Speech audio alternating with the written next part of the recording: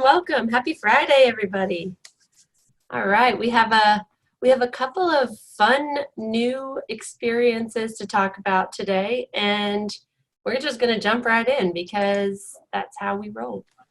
So I'm Amanda, in case you didn't know that, and we have a lot of our PAC team here and a couple of our core team members here. So today we are talking about the proverbial hand on the knee. One of the situations brought to me by one of our core team members. So we'll talk more about that in just a moment, but let's dig into what type of dementia we're talking about today. So what does FTD stand for?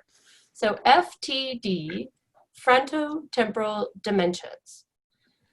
And the cool thing about FTD is that it's not one thing. Just like many of the dementias, under this umbrella, we're finding over 120 different types, causes, and forms.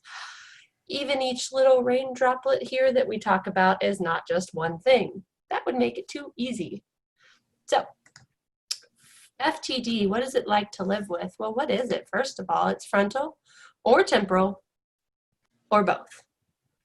Even within frontal, we have different variations. Even within temporal, we have different variations. So if you're really interested and intrigued by the actual types, TIPA's done tons of videos and webinars and whatnot on those different components. And there's a lot out there with different organizations to do a little more research as well. But today we're really talking about what is it like to live with it? What's one of those things that just gets your goat about it, but also what can we do to help support this in a different way?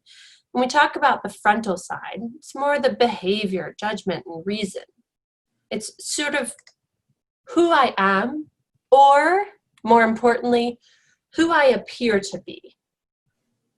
What kind of behaviors, or how am I acting, and why might I be acting that way? Because it's not necessarily a behavior until it's a problem.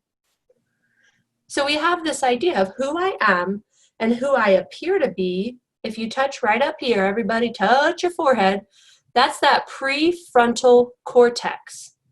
Its job is to be the executive control center for the rest of your brain.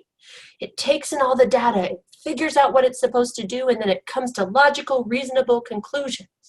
It makes good decisions. It has impulse control. It gets you started and gets you through tasks and helps you finish them and move to something else. It also helps you see what you're good at, what you're not good at, and also what other people are thinking and why that might be important and how you can use what they're thinking with what you're thinking to come together and move something forward. Pretty complex skills. And many, many people, it's the last part of the brain to develop. And so it may not even be fully developed until your late 20s, early 30s. And that's just one part of FTD. And within that, there's lots of different variants or factors that could be affected. Then you've got temporal. So go ahead and touch your temporal lobes. Those are right above your, sort of between your ear and your forehead, those temporal lobes. And we use in PAC, you see some of our team doing it, we use our left hand 3 fingers. We've got 3 skills over there. Formal language skills on our left temporal lobe. And then our right temporal lobe. And we use 5 fingers because there's 5 strengths over there. Over on the left, we have vocabulary, comprehension, and speech production. When we talk about FTD, most of the noticeable FTDs show great changes in this language or this temporal lobe. And sometimes you'll see only frontal, only temporal, or sometimes there's a combination. That right temporal lobe, the rhythm of speech, can also be affected in some forms of FTD. But today we're really talking less about what this dementia is and more about what it's like to live with it. So we're going to hear from the expert today, one of the experts out there. This is Fargusson. So Anne is going to start talking to us a little bit about frontal or temporal or both. And then she'll dig into some of these questions. So welcome, Anne. Hi. So for you, is it more frontal, temporal, or both? I would say it's more frontal than temporal. I don't have so much of the problem of understanding somebody or the speech variant of it. Yeah, and for you, language is really important. It's Hmm. a big part. And you were just telling me earlier how it's actually this dementia has actually opened up a creative side to your writing. Yeah, it's opened up. I used to be a nurse, and so I had kind of the left side logical side of it with chemistry and physics. And then on this side, when this kind of interfered, I got more creative with writing and other things. Yeah, so for Anne, it's more of that frontal variant. So for you, what about language? When do you feel really successful getting to use your words and getting to share and speak and feel valued for what you do and say? Well, I volunteer at a library, not right now because of COVID, but I volunteer at a library and I do certain things there. And I do what they call like a pick list, and I go finding books that patrons are interested in getting or movies and that kind of thing. And I enjoy that because I feel like I'm still contributing to society, even if I can't work anymore. And for people that come in and talk with you and engage with you and you get to make recommendations, do Yeah, a you, lot of times people will be looking at movies and they'll go, "What? Which one of these is? Have you seen any of these?" And I'll say, "Yes, I've seen those." Or, "Do you know about this book?" "Yeah, I know about that book," or whatever. And yeah, and so your opinion has value and worth, and your words have meaning exactly. and value for others.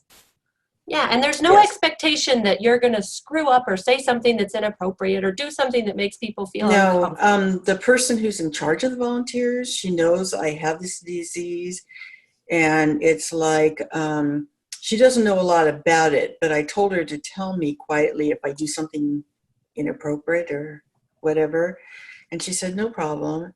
So one time she did say to me, "Anne, you're talking kind of loud," or whatever, and she was very nice about it, and I didn't realize I was talking that loud. So yeah. Yeah, so that ability to monitor the volume when you were excited about something, it Right, was really just, oops, my brain didn't tell me I right. was getting loud. So her telling you in a really supportive way didn't feel like a shush. Instead, it just felt like No. a, oop, I'm wondering if you're wanting to be this loud or you just got Yeah. excited about it. Mm-hmm. So she has a way of being really supportive.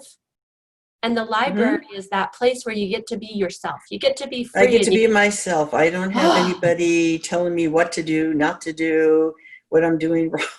Yeah. yeah, yeah. Mm-hmm. Because, man, when people expect you to be someone different than you are right now, how's that feel? Because you right now, I'm going to go back to this imagery. You right now are mostly stuck at home, and family is Yeah. really great. We love our families. Everybody loves family, but boy, do we have some expectations about how people are supposed to be. Right. Right.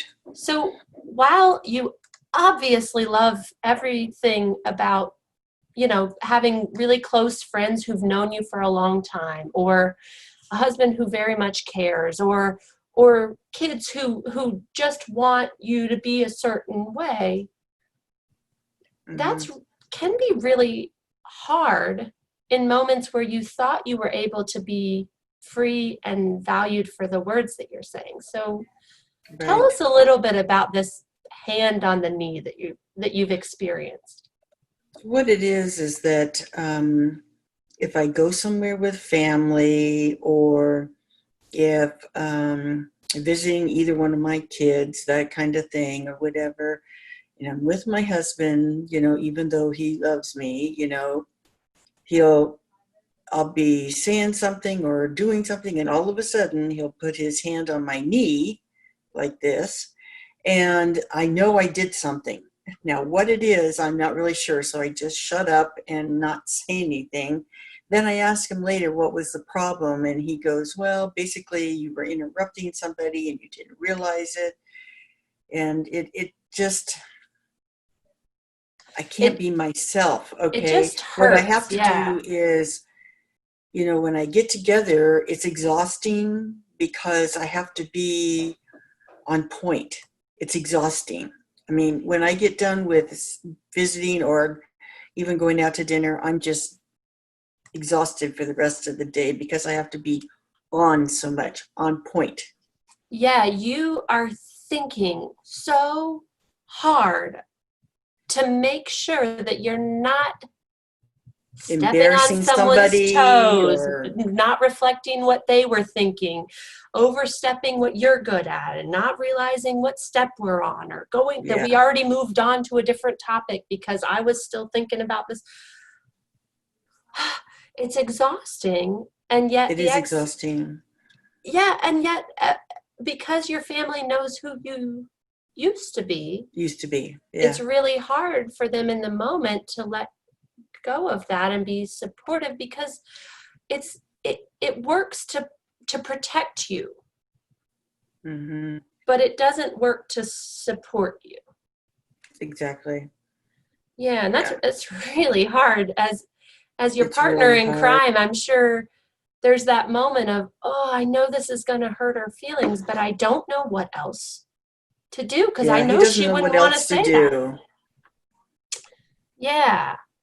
So In his mind, he's feeling like he's helping me, but I feel like it's just making me shush, for now. absolutely. Yeah. Beth, did you want to ask a question or add to that? I did. I'm really, that's a really interesting, I mean, it sounds like it could be a helpful idea, but at the same time, I could totally see how it could be hurtful. I think of without any disease base, any brain change on my part, except for maybe just daily exhaustion or being hungry or something, stress. My husband has this exact same action, and I have less of a filter than he does. And he is much more introverted than I am. I'm much more extroverted, and I can, for me it was a visceral response. I felt it in my bones when you said how that can be hurtful, because he does the exact same thing under the table when we're in public.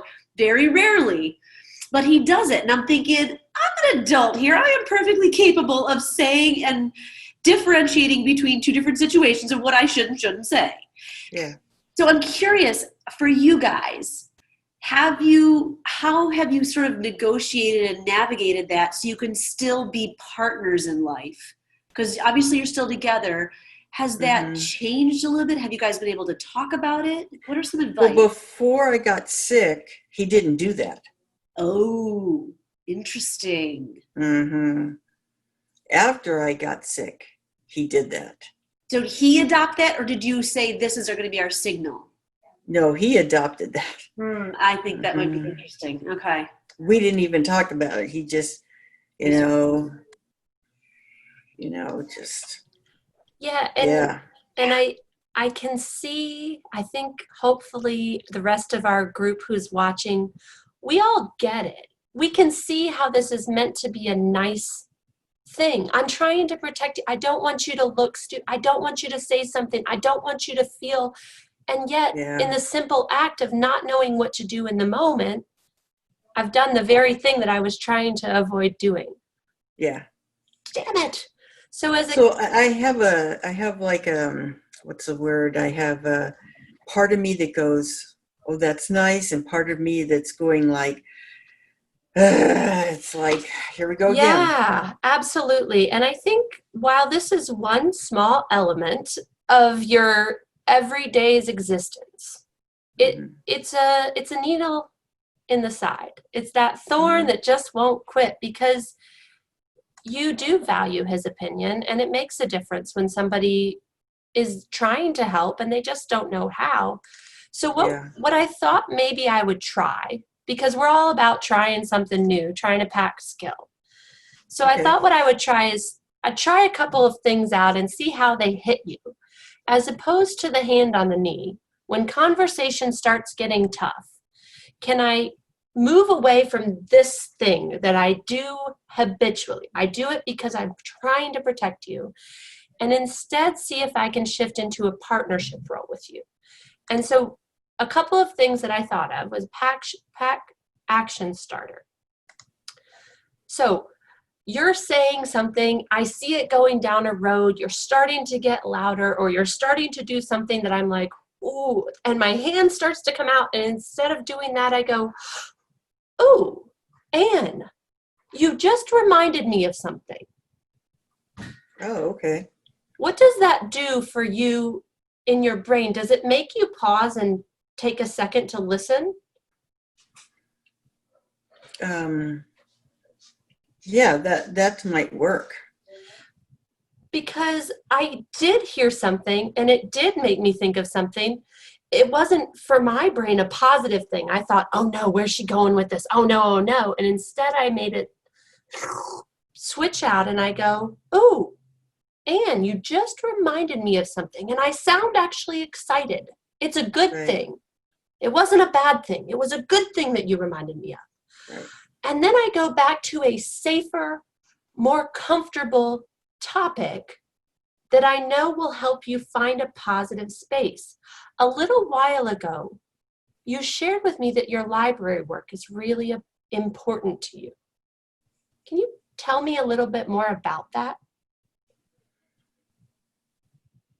In terms of what? Ooh, so what happened for you just now? Do you feel like I've shushed you, or do you feel like this was actually an okay conversation change? No, Are it you? was an okay comfort change. Yeah. I felt like I was treated like a person. Yay! Mhm. Okay, good. Thank you, Anne. All right, so I'm going to try another one and see how it goes. Let's say we're in the same situation and my hand is about to come out and I'm Okay. feeling uncomfortable and you're saying something that I don't really know where you're going and I want to protect you. And instead of saying, hand on the knee, quiet down, I try, oh, hey, Anne, I know it's a lot to ask, but would you be willing to come over here and give me your opinion on something? Yeah. How Yeah. does that hit you? That sounds better. It's basically what you're doing is deflecting to something else. Yeah, but instead of trying to make it about someone else or something else, what I want to do is bring you alongside with me Okay. so that we do it together and we shift the conversation together because I know you have a lot of value and worth, and I want to hold you up in this conversation instead of Instead of shushing me down. yeah. So Yeah, that could work too. cool. Thanks for your feedback on that. Yeah. Those are some of our PAC skills that we try to teach and promote. Any other thoughts from the team? Anything else or any other directions that you might try? Before we go to anything else, and thank you, and I'm going to apologize as the only guy on the call because the guys are the people putting their hands on their knee. I've been in that place as well, and I will say I'm sorry. We're trying to help, but what Amanda did was give us a different way to help. So as someone who is a spouse, I'm going to try that different thing out because it's a different way of doing things. I was also curious, Anne, you mentioned writing. And writing is one of the things that you've kind of been able to do. I was curious about any particular kind of writing for you at this point. Is it a particular genre, or what's your interest area for that? Well, let's see. I wrote a book on volunteerism. It's in the process of being published. That took me a couple years to write. Okay. I wrote an article recently for a magazine that was on childhood spiritual abuse, recovery from childhood spiritual abuse. And they took it and paid me $200. So, yeah. I've not made one red sun from anything I've ever ridden, Ann, but that is amazing to hear. And it sounds like it's in this line of really helping and supporting other people is what you're writing about. Yeah, nice. Wow, thanks Alejandro for bringing that light to that. And don't worry, folks, if you're watching, Anne's going to come back. She's agreed. She's joined the PAC core team to do a little bit of advocacy, because living with dementia is hard enough. We don't necessarily need to make it such a negative all the time. We got to figure out how to bump this positivity up and live life better. And Anne's got some strategies. And Anne, thank you so much for bringing to light these little nuances that are not talked about very often and exist whether there's dementia or not. As Beth mentioned, they exist out there in the world of relationships, and we're all about some good relationship building skills. So if you do want to learn more about daily life, living every day with different types of dementia, Anne's going to be joining us at our conference in November and really trying to help shed some light on what does work and what doesn't work as far as skills go to get through this thing on a day-to-day basis. So thanks everybody for joining us today, and thank you especially to Anne. Anne's going to be back. Thank you. Yeah, so thanks again, guys. We'll see everybody again. Bye. Hey folks, thanks for watching. Please like and subscribe to help us spread TEEPS's positive approach message around the world. And don't forget to click the bell to get notified when new videos are posted.